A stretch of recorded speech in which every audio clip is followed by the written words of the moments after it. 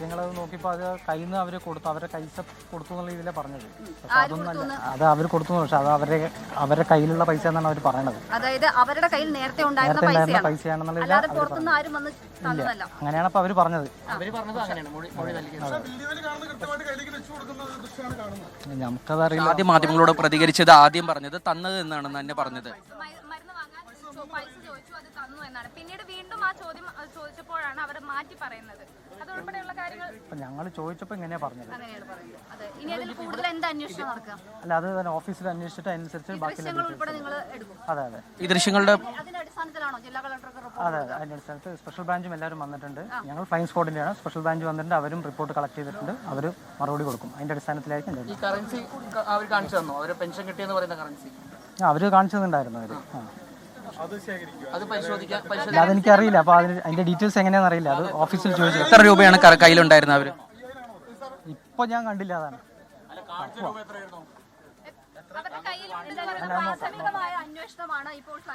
ആഷ്മി, എന്തായാലും തെരഞ്ഞെടുപ്പ് ഉദ്യോഗസ്ഥൻ, ഫ്ലൈയിങ് സ്ക്വാഡിലെ തെരഞ്ഞെടുപ്പ് ഉദ്യോഗസ്ഥൻ പ്രതികരിച്ചത് ഈ നമ്മളോട്, അതായത് ദേവു എന്ന് പറയുന്ന സ്ത്രീ രണ്ടാമത് മൊഴി, അതായത് പ്രതികരണം മാറ്റി പറഞ്ഞ ശേഷം ഉള്ള ആ മൊഴി തന്നെയാണ് തെരഞ്ഞെടുപ്പ് ഉദ്യോഗസ്ഥന് ദേവു എന്ന് പറയുന്ന സ്ത്രീയും അതുപോലെ തന്നെ അവരുടെ മകനും നൽകിയിരിക്കുന്നത്.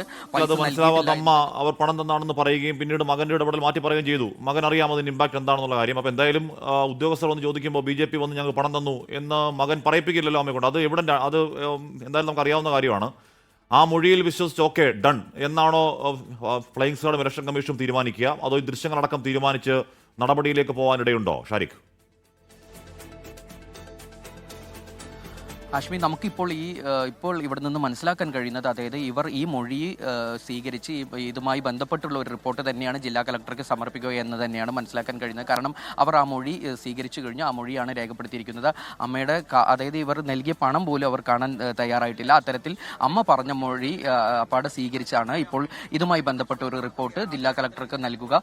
ഇത്തരത്തിൽ അപ്പോൾ ഇതുമായി ബന്ധപ്പെട്ട് വലിയൊരു നടപടി ഉണ്ടാകില്ല എന്ന് തന്നെയാണ് നമുക്കിപ്പോൾ മനസ്സിലാക്കാൻ കഴിയുന്നത്. കാരണം ഇത്തരത്തിൽ അമ്മ പറഞ്ഞ മൊഴിയിൽ ഇവർ അത് സ്വീകരിച്ചു, അതിന് ജില്ലാ കളക്ടർക്ക് ഒരു റിപ്പോർട്ടായി സമർപ്പിക്കുക മാത്രമാണ് ഉണ്ടാകുക. അപ്പോൾ ഇത്തരത്തിൽ NDA സ്ഥാനാർത്ഥിക്കെതിരെ അല്ലെങ്കിൽ ആ പണം നൽകിയവർക്ക് NDA സ്ഥാനാർത്ഥിക്കോ എതിരെ ഒരു നടപടിയും ഉണ്ടാകില്ല എന്ന് തന്നെയാണ് ഇത്തരത്തിൽ മനസ്സിലാക്കാൻ കഴിയുന്നത്. ഇപ്പോൾ സംഭവ സ്ഥലത്ത് കൂടുതൽ ഏറ്റവും പ്രധാനപ്പെട്ട ഒന്നെന്ന് പറയുന്ന ആ ദൃശ്യങ്ങളാണ്. അതിൽ ആ വെള്ള ചുരിദാറിട്ടയാൾ പൈസ നൽകുന്നത് ആ ദൃശ്യങ്ങളിൽ നിന്ന് വ്യക്തമാണ്. അപ്പൊ ഈ മൊഴിയുടെ മാത്രം അടിസ്ഥാനത്തിലായിരിക്കുമോ നടപടി? നമ്മൾ ചോദിച്ചു ദൃശ്യങ്ങൾ പരിശോധിക്കുമോ എന്ന് ചോദിച്ചപ്പോൾ പോലും അവർക്ക് വ്യക്തമായ ഒരു മറുപടിയില്ല. കാരണം അവർ തെരഞ്ഞെടുപ്പ് ഉദ്യോഗസ്ഥർ പോലും കൂടുതൽ ഈ വിഷയത്തിൽ പ്രതികരിക്കാൻ തയ്യാറാവുന്നില്ല. കാരണം അത്തരത്തിൽ അവർ തെരഞ്ഞെടുപ്പ് ഉദ്യോഗസ്ഥർ പ്രതികരിക്കുമ്പോൾ മറ്റുദ്യോഗസ്ഥർ അതിനെ തടയുന്ന ഒരു അവസ്ഥയാണ് ഇപ്പോൾ ഉള്ളത്. കാരണം ഇനി ഇതിൽ ജില്ലാ കളക്ടർ തന്നെയാണ് ഇതിൽ ഒരു അന്തിമമായ മറുപടി പറയേണ്ടത്. കാരണം ഇവർക്കും ഇതിൽ പരിമിതി ഉണ്ടെന്നാണ് നമുക്ക് മനസ്സിലാക്കാൻ കഴിയുന്നത്. ഇവർ എന്തായാലും ആ മൊഴി, അമ്മ ദേവു എന്ന് പറയുന്ന ആ സ്ത്രീയും അതുപോലെ തന്നെ അവരുടെ മകനും നൽകിയ മൊഴി സ്വീകരിച്ചു, അത് രേഖപ്പെടുത്തി. അതുമായി ബന്ധപ്പെട്ട് അവർ ഇപ്പോൾ ഈ വീട്ടിൽ നിന്ന് മടങ്ങിക്കഴിഞ്ഞു. ഇനി ഈ റിപ്പോർട്ടായിരിക്കും അവർ സമർപ്പിക്കുക. ആ റിപ്പോർട്ട് സമർപ്പിക്കുകയാണെങ്കിൽ അത്തരത്തിൽ യാതൊരുവിധ നടപടിയും ഉണ്ടാവാൻ സാധ്യത ഇല്ല എന്ന് തന്നെയാണ് മനസ്സിലാക്കാൻ കഴിയുന്നത്. ഹാഷ്മി, എന്തായാലും ഈ സംഭവ സ്ഥലത്ത് ഇപ്പോൾ CPM-ന്റെ ജില്ലാ നേതാക്കളും മറ്റു പ്രവർത്തകരും എത്തിച്ചേർന്നിട്ടുണ്ട്.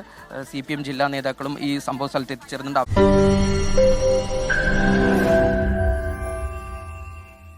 ലോകത്തെവിടെയായാലും ഏത് സമയത്തും 24 വാർത്തകളും ഓഗ്മെന്റഡ് റിയാലിറ്റി പാക്കേജുകളും എക്സ്പ്ലെയിനറുകളും വിശദമായി കാണാൻ ഞങ്ങളുടെ YouTube ചാനൽ നിങ്ങൾക്ക് സബ്സ്ക്രൈബ് ചെയ്യാം.